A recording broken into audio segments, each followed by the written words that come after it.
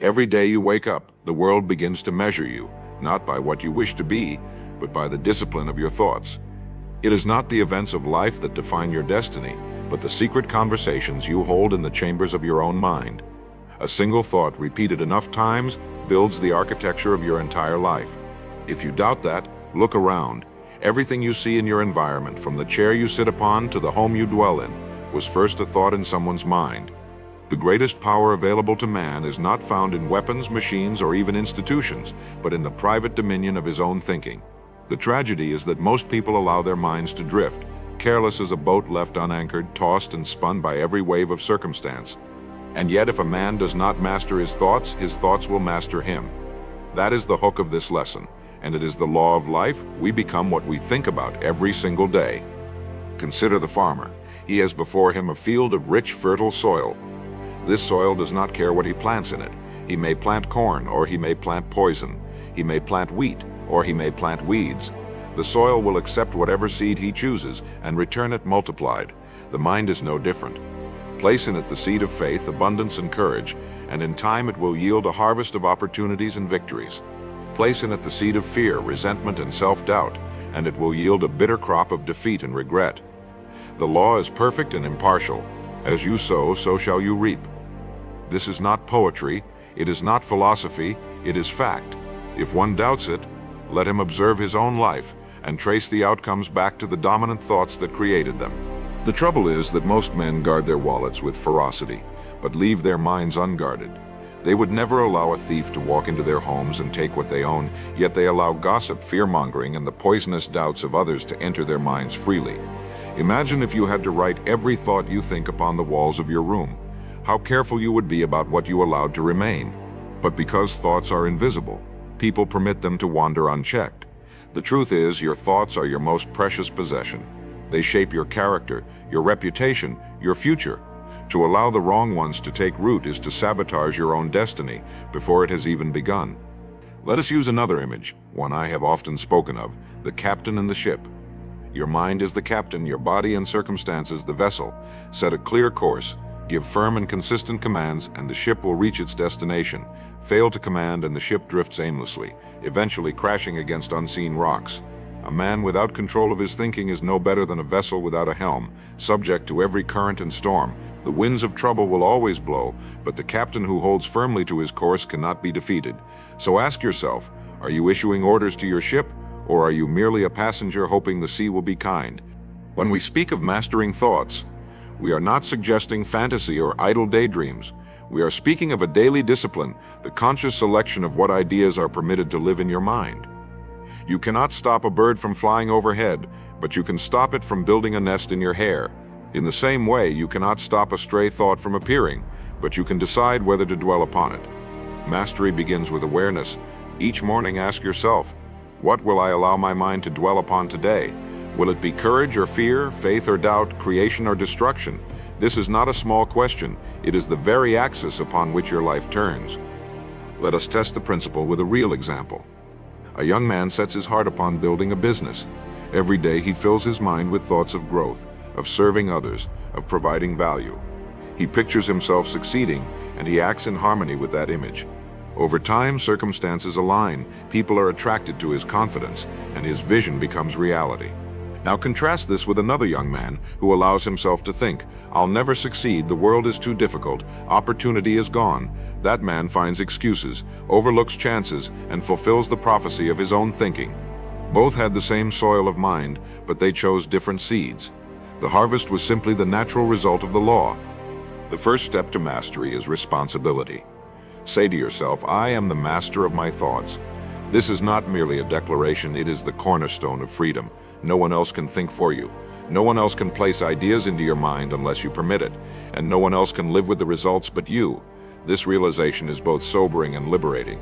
Sobering because it means you have no one else to blame. Liberating because it means you hold the key to change. Whatever the circumstances of today, they are the fruit of yesterday's thinking. Whatever tomorrow will be, it will be born from the thoughts you plant today. The second step is persistence. A single day of choosing right thoughts will not transform a life any more than a single workout will create strength. Mastery requires daily effort, a continual guarding of the mind's gates. Every morning declare the kind of thoughts you will allow, and every evening reflect upon whether you held true. This ritual builds discipline, and discipline builds destiny. Just as the athlete trains his body, so the wise man trains his mind. If you will do this, you will discover that life itself begins to align with your inner command. The third step is affirmation. When you discover a law of truth, you must anchor it in your mind through repetition. I urge you now to write this law upon a piece of paper and to speak it aloud as if engraving it into the deepest chambers of your being. I master my thoughts, I plant only courage and faith, and I harvest abundance every day. This is not a charm or superstition, it is a way of reprogramming the mind toward its highest potential. If you say it long enough, it becomes your dominant thought. And once it becomes dominant, it cannot help but express itself in action and result. Remember this great truth: you become what you think about. It is the oldest of laws, the simplest of laws, and yet the most ignored. Write it, speak it, live it, guard your mind as a fortress. Do not allow the weeds of doubt and fear to grow where only courage and abundance should stand. Make this your daily work and the harvest will astonish you. The mind has a strange and wonderful quality. It does not tire of repetition. In fact, it thrives on it. What you repeat to yourself, it will believe, and what it believes, it will make real. This is why a lie told often enough begins to seem true, and why fear rehearsed daily becomes paralyzing. But the opposite is also true. Repeat strength and you become strong. Repeat abundance, and you begin to see opportunities where once you saw none. Repeat courage, and the shadow of fear begins to retreat. Mastery is not a single act, it is a continuous drilling of truth until it becomes the rhythm of your very heartbeat. The man who understands this law can remake his life in any image he chooses, for he has found the lever by which destiny itself may be moved. Think of the sculptor with a block of marble. To the untrained eye, it looks like nothing more than stone. But in the mind of the sculptor lives an image of beauty, form, and symmetry. Every strike of the chisel is guided by that mental picture. Slowly, the rough edges fall away, and the vision becomes reality. Your thoughts are the sculptor, and your life is the marble. The image you hold is the destiny you shape. If you hold in your mind confusion and failure, you will carve a broken statue. If you hold strength and greatness, you will release from the stone a masterpiece. The chisel is in your hand every single day. The only question is, what image do you serve? Let us not underestimate the power of a single thought. History records men and women who carried one dominant idea and changed the world with it. The Wright brothers thought of flight, and the skies were conquered. Edison thought of light, and the darkness was banished. Every invention, every revolution, every triumph of humanity began with a solitary thought planted in the mind of one individual. If such is the case for the world, how much more so for your own life? A single great thought, if carried faithfully, can transform your existence. The danger is that most people fill their minds with hundreds of trivial thoughts and never allow one to take root deeply enough to bear fruit. Scatter too many seeds on the ground and none grow strong. Plant one seed with care, and it becomes a tree that gives shelter and fruit for generations. The law works whether you are conscious of it or not. If you do not take charge of your thinking, life will plant weeds for you. Newspapers will fill your mind with fear, neighbors will fill it with gossip, weak men will fill it with complaint. And soon, without realizing it, your field will be overrun with ideas that produce nothing but anxiety and failure. The mind, like the soil, demands cultivation. It cannot be left barren, nor can it remain neutral. It will either grow what you choose or what others throw into it. Ask yourself, who is planting in your mind today? Are you the farmer, or are you merely a tenant in your own land? There is a reason the ancients spoke so often of guarding the gates of the mind. They knew that thought precedes action, and action precedes destiny.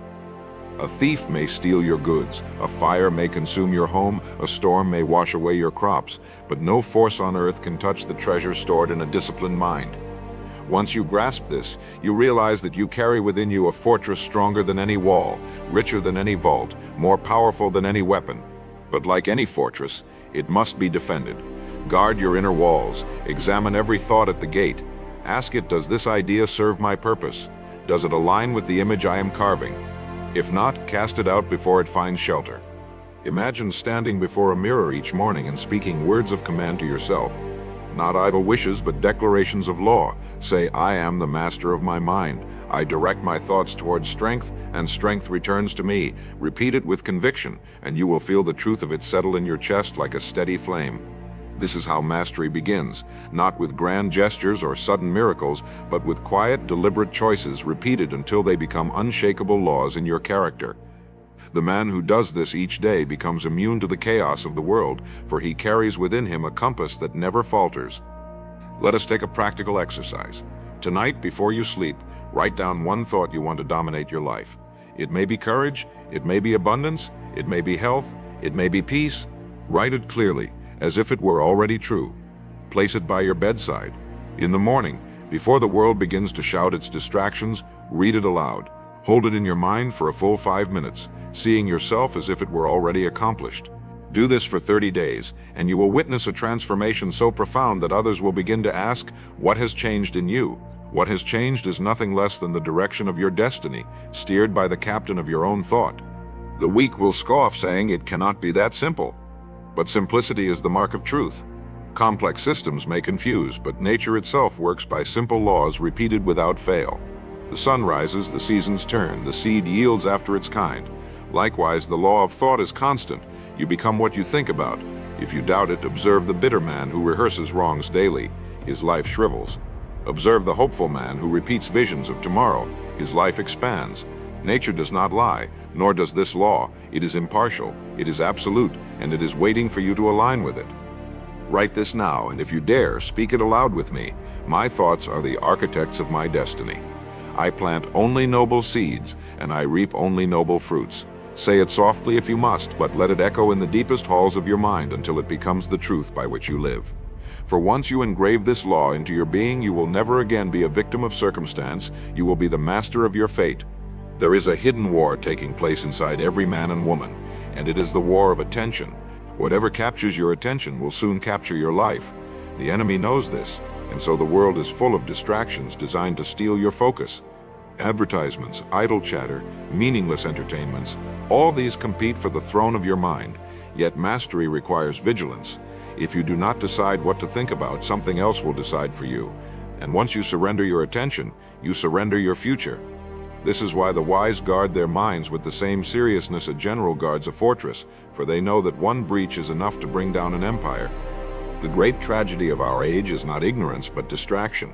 A man may have access to more knowledge than kings once dreamed of, yet if his mind is scattered, he will accomplish nothing. Imagine trying to start a fire by moving a match from one pile of wood to another every second. The flame never takes hold. Such is the life of the distracted man. He begins 100 things and finishes none. His thoughts are scattered like leaves in the wind. But the disciplined man chooses one idea, one vision, and holds it steady in his mind until it ignites. That single flame grows into a fire that can warm, light, and change the world. Consider the archer.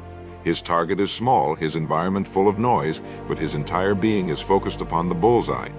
He steadies his hand, clears his sight, and lets the arrow fly. In that moment, nothing exists but the target. This is how thoughts must be mastered. The mind that can hold one idea with the clarity of an archer's aim is a mind that commands reality. The scattered man misses every mark. The focused man never fails to strike. The law is simple. Where attention goes, energy flows. Repeat this to yourself now. Write it if you can, let it engrave itself. Where attention goes, energy flows. Look at the lives of the great achievers, and you will find not men of extraordinary talent, but men of extraordinary focus. They decided early what their purpose was, and they refused to be diverted. Napoleon focused on conquest. Beethoven focused on music. Lincoln focused on preserving the Union. Each man had weaknesses, flaws, and difficulties, but their concentration on one idea made them immortal. The lesson is clear. You do not need to master 1,000 things. You need to master one thought, one vision, one cause, and let it guide you every day. The undisciplined man often complains of bad luck. He says opportunity never comes. Success is unfair, life is cruel. Yet when opportunity knocked, his attention was elsewhere. He was distracted, chasing shadows, entertaining doubts. The truth is, opportunities come to every man, but only those who are focused recognize and seize them. The distracted man waits for luck. The focused man creates it. The distracted man drifts like a feather on the wind. The focused man steers like a captain on the sea. Ask yourself now, am I building my destiny or am I handing my life to distractions? The exercise is simple but powerful. Choose one central thought for your life. Write it down in a single clear sentence. It may be I build wealth, or I serve others with excellence, or I live in health and peace. Whatever it is, it must be your guiding star. Place this sentence where you see it every day, on your desk, on your mirror, in your wallet. Every time your mind begins to wander, return to that sentence. Say it aloud. Repeat it until it becomes as familiar as your own name. In this way, you train your mind to stay upon the target, just as the archer refuses to look away from the bullseye. The weak will laugh and say it cannot be that easy. But look at their lives. Are they not scattered, incomplete, restless? Do they not drift from one pursuit to another, never satisfied, never accomplished? Meanwhile, the man who holds one clear thought builds monuments that last generations. The world respects the man of focus, for he is rare. While others scatter their strength, he channels his like a river, and rivers carve valleys, power cities, and shape civilizations. The man of focus is unstoppable, for he has mastered the direction of his mind. Now let us seal this law with affirmation. Say it with me, not as a wish, but as a decree. My attention is my power. I direct it with purpose, and my life obeys my command. Speak it until it vibrates in your chest. Write it until your hand remembers it. Live it until the world reflects it. For once you know this truth, that attention is destiny, you will never again waste your mind on trifles. You will hold the target steady, release the arrow, and strike the mark every single day. Every man carries within himself a hidden compass, a quiet voice that points toward his highest calling. But most never learn to read it, because their minds are clouded with noise.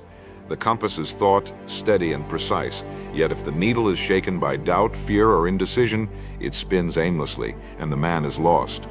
To master your thoughts is to steady the needle, to clear away the interference, and to allow your inner direction to guide you. Without this mastery, life becomes wandering. Busy perhaps, but purposeless.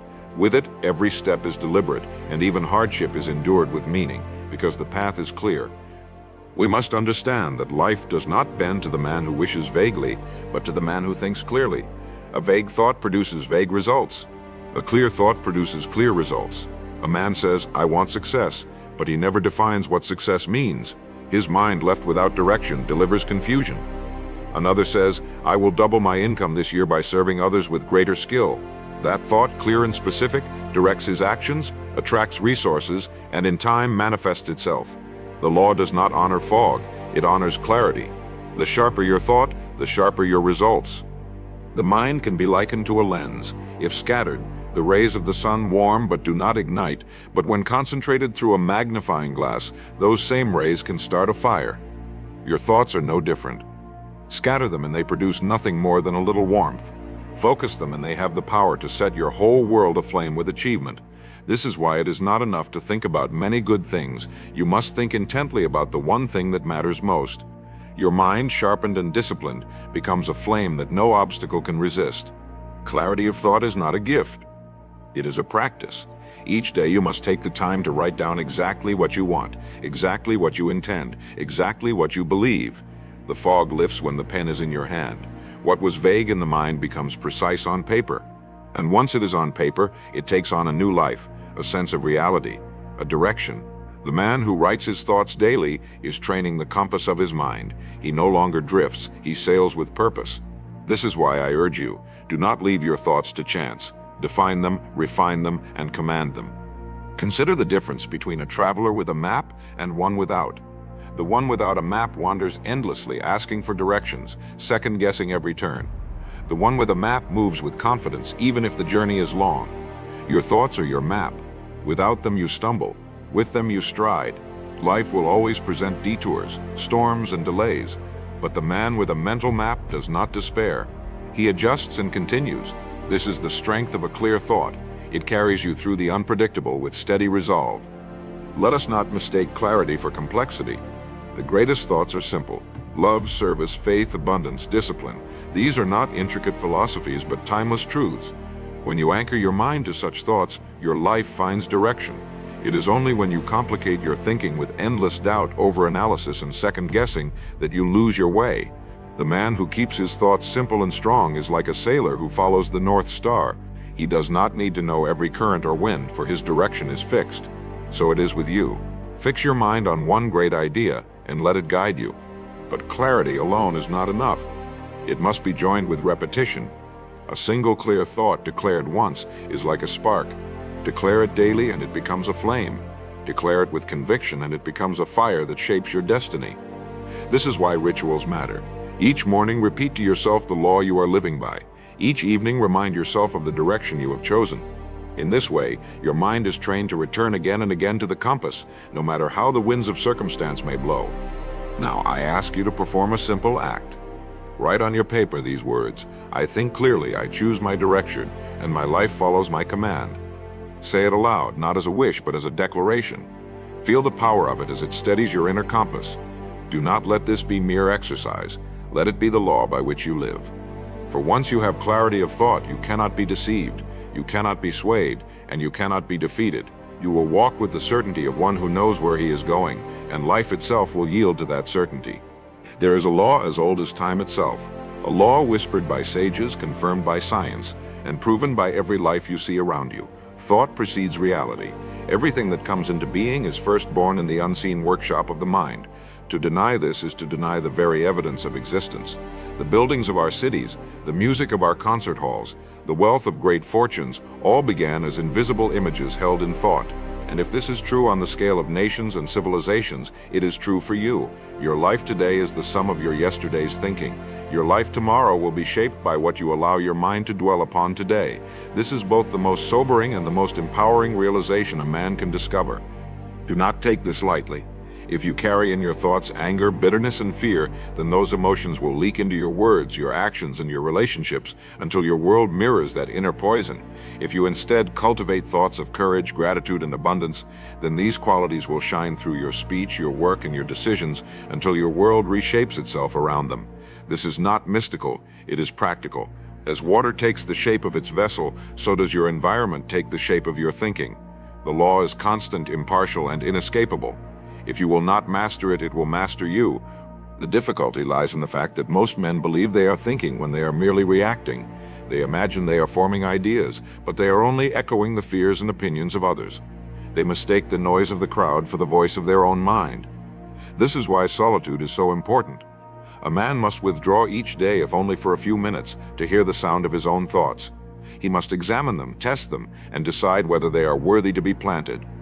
Without this discipline, his mind becomes a dumping ground for the refuse of the world, and his life reflects that clutter. Let us take an image. Think of a great library. Within it are shelves upon shelves of books, some filled with wisdom, others with lies. Each book represents a possible thought. You are the librarian, and it is your responsibility to choose which books remain open upon your desk. If you leave the doors unlocked, anyone may wander in and scatter nonsense across your table. But if you close the doors, guard them with vigilance, and select carefully, you will spend your days studying truths that build your strength. Your mind is this library, and you must decide what volumes are read daily. For what is read becomes what is lived. The question then is not whether thoughts shape reality. They do. The question is whether you are choosing those thoughts consciously or passively. The man who abdicates this responsibility becomes a slave to accident, circumstance, and other people's agendas. The man who accepts it becomes the author of his own life. Which are you, author or victim, creator or passenger? The difference lies not in talent or luck, but in the mastery of thought. For talent without focus is wasted, and luck without preparation is squandered. Only the man who governs his mind can govern his destiny. Here lies the great opportunity. You can begin this mastery at any moment. No one can forbid you from thinking noble thoughts. No one can prevent you from repeating to yourself words of courage and abundance. You may be poor in wealth, but you can be rich in mind. And that richness, if cultivated daily, will in time manifest itself in tangible ways. A man who carries prosperity in thought cannot help but attract it in reality, just as a magnet cannot help but draw iron to itself. The inner always becomes the outer. It is the first law of creation. Now let us test this in practice. Take a moment to write upon your paper this phrase: I think only of that which builds, and therefore my life is built strong. Place this paper where your eyes fall upon it daily. Say it aloud each morning and each night. Do not whisper it as a timid hope, but declare it as a certainty. Over time, you will notice subtle shifts. Your decisions will sharpen, your confidence will rise, your relationships will strengthen. These are the early fruits of thought mastery. Continue long enough and the harvest will astonish you. Skeptics will object, saying, if thought shapes reality, why do so many who think positively still struggle? The answer is simple. Their thinking is not yet dominant. A single hopeful thought cannot uproot 1,000 weeds of doubt. Just as a single day of planting does not yield a harvest, so a single day of right thinking does not transform a life. Mastery requires persistence, daily cultivation, and repeated reinforcement. In time, the dominant thought prevails, and when it does, reality bows to it. Do not judge the power of thought by a day's effort. Judge it by the law of seasons. Plant faithfully, and the harvest is inevitable. So let us anchor this truth with affirmation. Say it with me now, and write it until it becomes your second nature. My thoughts create my reality. I choose courage, I choose faith, I choose abundance. Let this not be empty recital, but the law by which you govern yourself. For once you understand and accept that thought precedes reality, you hold in your hand the key to all transformation. And with that key, there is no door in life that remains locked against you. The greatest danger a man faces is not failure, but unconscious living. To drift through days without awareness of his own thoughts is to surrender his life without a fight. Most people live as if their minds are open fields where anything may grow. Rumors, fears, envy, doubt, and then they wonder why the harvest is bitter. Mastery begins with vigilance. It is the constant watch of a sentinel who never leaves his post. Each moment ask, what am I thinking now? Does this serve me? Does it build my life or destroy it? A man who asks these questions daily takes control of the most powerful force in existence. You cannot live beyond the quality of your dominant thoughts. If they are weak, you will be weak. If they are strong, you will be strong. The laws of nature make no exceptions. Just as a seed cannot produce anything but after its kind, so your thoughts cannot produce anything but after their nature. Fear cannot produce courage. Envy cannot produce peace. Doubt cannot produce achievement. Only noble thoughts yield noble results. And so the command is clear. Select carefully. Do not let unworthy seeds lie in the soil of your mind. Pull them out by the root and replace them with thoughts of faith, strength, and abundance. Think of the craftsman at his bench. Before him lie tools of every shape. In unskilled hands, they produce mistakes. In skilled hands, they create beauty. Your thoughts are the tools. With them, you may build a life of dignity or a life of regret. The tools themselves are neutral.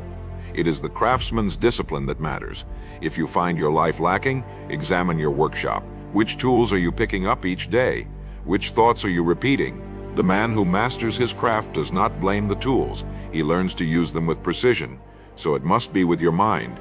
Consider this. Every great accomplishment you admire in others was built upon the foundation of invisible thought. The bridge, the symphony, the empire, all began as a whisper in the mind. You may see only the finished structure, but behind it was long years of holding the thought steady, refusing to let it die. That is why weak men who change their thoughts as often as the wind changes direction never build anything lasting. They scatter their power. The strong man selects a thought worthy of his life and clings to it until the vision becomes stone and steel. This is the discipline that separates greatness from mediocrity. You may ask, how do I know which thoughts to choose? The answer is simple. Choose the ones that lift, the ones that serve, the ones that align with the highest version of yourself. If a thought makes you smaller, discard it. If it makes you resentful, cast it out. If it fills you with energy, clarity, and resolve, hold it fast. This is not guesswork. Your heart knows the difference. Pay attention to the feeling that follows a thought. It is the compass by which you may judge whether you are walking toward light or toward shadow. But knowledge is nothing without action, so I urge you now to practice. Tonight, write one unworthy thought you often entertain. Look at it on the page, then cross it out boldly. In its place, write the noble opposite. If you often think, I am not enough, cross it out and write, I am equipped, I am capable, I am strong. Then repeat the new thought aloud until it begins to take root. This is how a man cleans his workshop, how he weeds his field, how he claims mastery one thought at a time. Do not underestimate the resistance you will face. The weeds will return, the old habits will knock, the voices of doubt will whisper, but this is the test of mastery. The man who persists will discover that over time the weeds weaken, the habits dissolve, the whispers fade. His mind becomes clear ground where only what he chooses may grow. This clarity gives him an authority that others feel but cannot explain. He becomes calm in crisis, steady under pressure, unshaken by storms, for he knows that nothing can penetrate the fortress of a mastered mind. Let us anchor this lesson with a declaration. Write it down, speak it aloud, and let it echo within you. I choose my thoughts with discipline, and my life obeys their direction. Repeat it each morning as if issuing orders to the captain of your ship. repeated each night as if sealing your mind before rest. This is the practice that transforms drifting souls into masters of destiny. And once you know this discipline, you can no longer be defeated, for you command the source from which all victories flow. The world has always belonged to those who discipline their minds, while those who refuse are carried along like debris in a river. Look around you and notice how quickly people surrender their mental power. A headline controls their mood. A rumor controls their opinion. A setback controls their belief in themselves. This is slavery of the most dangerous kind, for it is slavery of the mind. But the man who trains his thoughts stands free. He may live in the same world of noise, but he hears a different music. He selects his thoughts with care as a jeweler selects gems, and he arranges them into a crown that cannot be taken from him. Freedom, you see, is not the absence of chains on the body, but the presence of mastery in the mind. History records men who sat in prison cells yet lived in peace because their thoughts were free.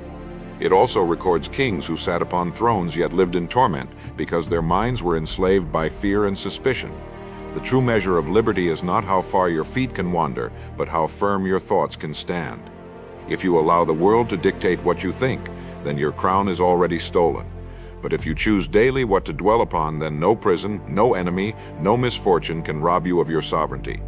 Let us use the image of the pilot and the storm. The storm is loud, violent, full of danger. The plane shakes, the winds scream, passengers panic. But the pilot does not surrender his controls to the storm.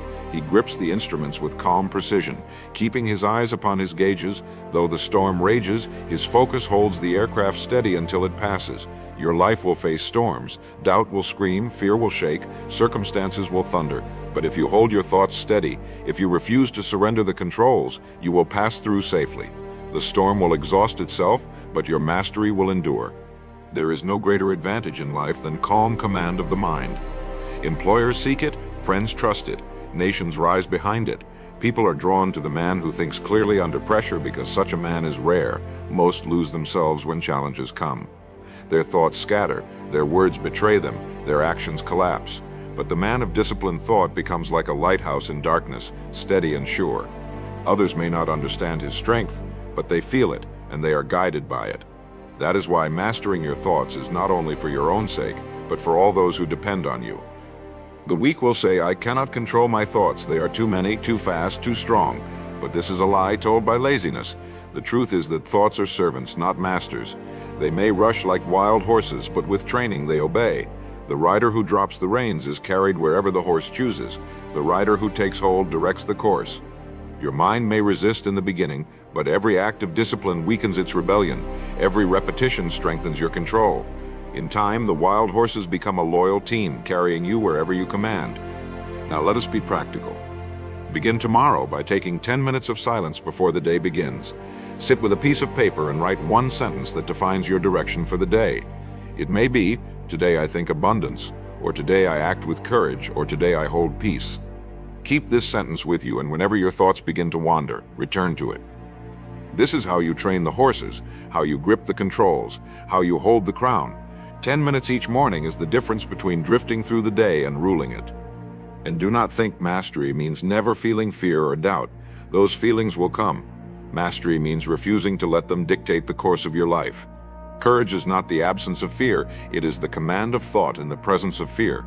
Success is not the absence of obstacles, it is the command of thought in the midst of obstacles.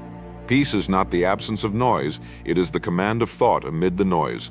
This is why mastery is so powerful. It does not depend on the world being calm, it depends on you being calm. So I leave you with this law to engrave in your mind and upon your paper: my mind is my kingdom. I rule it with calm authority, and no storm can overturn my throne. Speak it until you believe it until you live it until others can feel it, for when you master your thoughts in this way, you become untouchable. The storms pass, the chains break, the noise fades, but your crown remains. Every day presents a test, though most never recognize it. The test is simple. Will you think your own thoughts, or will you borrow the thoughts of others? Society, with its endless voices, urges you to conform, to adopt ready-made opinions, to echo the slogans of the hour. But the man who does so loses his identity. He becomes a shadow, repeating the noise of the crowd without ever discovering his own music. Mastery of thought demands courage, the courage to think for yourself, to stand alone if necessary, to hold to your vision even when it is mocked or doubted. Without this courage, you cannot be free. For the crowd does not build destinies, it buries them. The danger of borrowed thoughts is that they often appear harmless. A friend's complaint slips into your mind. A commentator's opinion takes root. A family member's fear lingers in your memory. Slowly, almost without notice, your own thinking is replaced. Your actions follow. Your results follow. And before long, you are living a life that is not your own. You may have their fears, their doubts, their limitations, but you have none of their dreams. This is why you must guard your originality with the same vigilance a king guards his crown. Let others live by imitation, you must live by creation.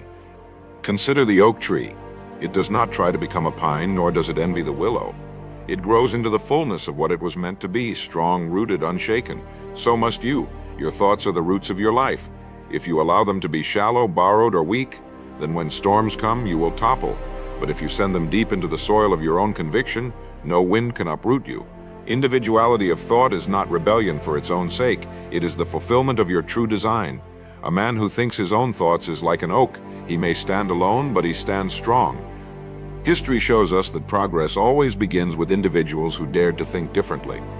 Socrates questioned, Galileo observed, Lincoln declared, Edison imagined.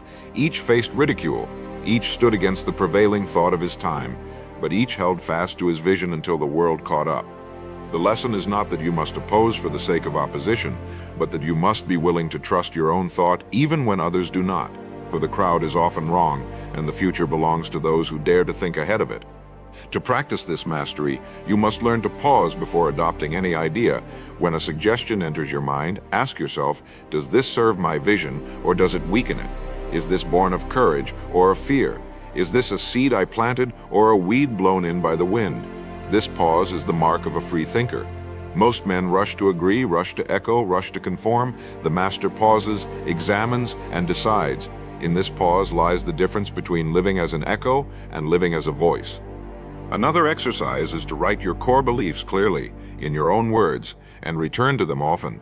They are your anchor in the storm of borrowed opinions. If you believe in growth, in abundance, in service, then when fear or doubt presents itself, you can measure it against your anchor. If it does not align, you reject it. This practice builds strength, just as muscles are built by resistance. Each time you resist the pull of borrowed thought, your own grows stronger. In time, you become unshakable, confident, and unmistakably yourself. But make no mistake, individuality of thought will cost you. The crowd may call you strange, arrogant, or misguided. They may laugh at you, exclude you, or resist you.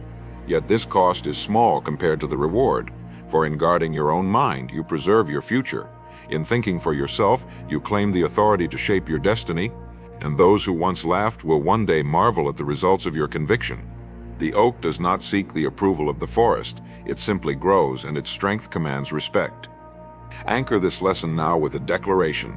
Write it, speak it, let it echo within you. I think my own thoughts, I trust my vision, and I refuse to be ruled by the crowd. Let this be your shield against conformity, your compass in confusion, your crown in the midst of noise. For once you have claimed the power of your own thought, you can never again be enslaved by another's. You become sovereign, original, unshaken, and from such mastery flows a life that is not borrowed but built, not imitated but created. Most people imagine that destiny is decided by events, when in truth it is decided by preparation of thought long before the events arrive. Calamity strikes, and one man crumbles while another rises. Opportunity appears, and one man hesitates while another seizes it. The difference is not the event, but the pattern of thinking each has rehearsed. Thought is rehearsal for life. The man who daily trains his mind in courage responds with courage. The man who daily feeds on doubt responds with hesitation. When the hour comes, you do not rise to the occasion, you fall to the level of your thoughts. This is why mastery cannot be postponed. The test will come, and when it does, you will act out the truth you have been thinking all along. Think of the soldier drilled daily in discipline. Long before the battle, he has repeated the same motions until they are second nature. When the moment of chaos comes, he does not stop to wonder what to do. He acts as he is trained. Your thoughts are the drill. Every day you repeat them, whether noble or destructive, and they prepare you for the battles of life. If your drills are fear, hesitation, and self-pity, then you will collapse when tested. But if your drills are courage, clarity, and determination, then you will hold firm under pressure. Life does not reward the untrained mind. It rewards the man whose drills have prepared him for the fire. Consider the builder of a great tower. He lays stone upon stone, each small, each seeming insignificant. To the casual observer, nothing remarkable is happening. Yet one day the tower stands tall, unshakable, admired by all. So it is with thought. Each choice, each repetition, each affirmation is a stone. Alone it seems small. Together, over time, they form the structure of your destiny. The careless man, laying stones at random, builds a crooked house that cannot stand. The wise man, laying them with intention, builds a fortress. Every thought is a stone. The question is whether you are building a palace or a ruin. The law is impartial. It will not excuse you for ignorance, nor will it reward you for excuses. If you plant weakness, you will reap weakness. If you plant strength, you will reap strength. Some wait for inspiration before they discipline their minds, but inspiration is a poor master. Discipline is the true builder. Daily practice, not fleeting mood, shapes destiny. Just as a field will yield only what is cultivated, your life will yield only what you have cultivated in thought. The man who understands this stops hoping for luck and begins planting with intention. And yet the mind resists this discipline. It prefers ease, it drifts, it whispers, "Tomorrow I will think better thoughts." But tomorrow is too late. The harvest of today is planted now. If you neglect the field, the weeds do not wait. They spring up with vigor, and every day you allow your mind to drift. The weeds of doubt, fear, and bitterness grow stronger. Mastery demands vigilance, persistence, and above all, immediacy. The time to direct your thoughts is not tomorrow, not next week, but this very moment. So let us make the practice plain. Choose one quality you wish to embody in the face of life's tests, perhaps courage, perseverance, or faith. Each morning, write it down. Each day, repeat it aloud. Each evening, measure yourself against it. In this way, you train as the soldier drills, as the builder lays stones. Slowly, steadily, invisibly at first, you ingrain the quality into your very nature. Then, when the trial comes, you will not scramble for courage, for it will already be yours. You will not search for perseverance, for it will already be your habit. You will not pray for faith in desperation, for faith will already live within you. The reward of this discipline is not only readiness for hardship, but readiness for opportunity. Many men miss success not because they lacked the chance, but because they lacked the prepared mind to seize it. The door opened, but they stood frozen in doubt. The prize lay before them, but they hesitated. The man who trains his thoughts daily walks into opportunity as naturally as the soldier marches into battle. To him, victory is not a surprise, but an expectation. His thoughts have rehearsed it so thoroughly that when it arrives, he simply claims it as his own. Seal this lesson now with a declaration. Write it down, repeat it, and let it become your daily drill. My thoughts are my training. I rehearse courage, I rehearse faith, I rehearse victory. When the day of trial comes, I will act as I have trained, and nothing can shake me. Say it until it becomes your nature, live it until it becomes your destiny. For once you grasp that thought as rehearsal for life, you will no longer fear the tests ahead, you will welcome them knowing you are already prepared. The final mastery of thought is not merely to control what you think, but to align it with a vision so powerful that it shapes every fiber of your being. A man without vision may discipline his mind, but he has no destination. He becomes like a captain steering his ship with skill but without a port in sight. Mastery demands both control and direction. You must know not only how to think, but also where your thinking is taking you. Without this, all discipline is wasted. With it, every thought becomes a step toward a destiny that calls you higher. Vision is the picture of your future held so clearly in your mind that it commands your present. It is not idle fantasy, for fantasy fades when difficulties arise. True vision survives the storm. It is a thought so deeply rooted that no opposition can uproot it. Consider the mountain climber. Each step is grueling, the air is thin, the path is treacherous, yet he presses on because the vision of the summit burns in his mind. Without that vision, he would surrender to fatigue. With it, he endures. Your life is the same. Vision is the summit you must see in your mind before your feet ever touch the mountain. But vision alone is not enough. It must be joined with conviction. A weak vision, doubted in secret, produces nothing. A strong vision, affirmed daily, bends the circumstances of life in its direction. This is why affirmation is so vital. Words repeated with faith engrave vision into the subconscious until it directs every action without effort. The farmer who plants a seed does not dig it up each day to see if it grows. He waters it, believes in it, and waits. So must you. Plant your vision in thought, water it with repetition, and let time bring the harvest. Think of the builder of cathedrals in centuries past. He began construction knowing he would never see the finished spires, yet he worked faithfully stone by stone because the vision lived in his mind. Others mocked, saying it would take too long, cost too much, but he held to the image of glory, and generations later the cathedral stood as proof. Such is the power of vision. It outlives doubt, outlasts opposition, and endures beyond the life of its holder. What cathedral are you building with your thoughts today? Will it be a ruin or a monument? The answer lies in the clarity and strength of your vision.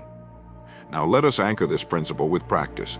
Take a sheet of paper and write one vision for your life. State it as if it were already real. Write it not in the language of hope, but of certainty. For example, I live in abundance, I serve with excellence, I walk in peace.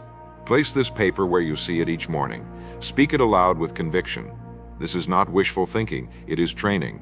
Each repetition engraves the vision deeper, until it becomes the guiding force of your existence. Do not be discouraged if the world does not confirm your vision at once. The world is always slow to accept what the mind has already claimed. People may laugh, circumstances may resist, but hold fast. Remember, the summit is not seen from the foothill, but the climber knows it is there. The cathedral is not admired until it stands, but the builder knows its design. Your vision is no different. Patience is not weakness, it is strength under control, the mark of a man who knows that his thoughts have already written his future. When doubts arise, and they will, you must answer them immediately with your declaration. If a thought whispers, "It is impossible," reply, "I have already achieved it in thought, and my life is catching up." If a thought says you are not worthy, reply, "I am created with purpose, and my vision is worthy of me." This is how the mind is defended. Not by passivity, but by active affirmation, repeated until the doubting voice is silenced. Anchor this lesson now with a final law, the crown of all we have spoken. Write it, speak it, and let it echo until it becomes the anthem of your life. I see my vision clearly. I think it daily. I live it fully, and nothing can deny me. Say it until it moves from your lips to your heart, from your heart to your habits, from your habits to your destiny. For when your thoughts are disciplined and your vision is fixed, the world itself must bow to the command of your mind.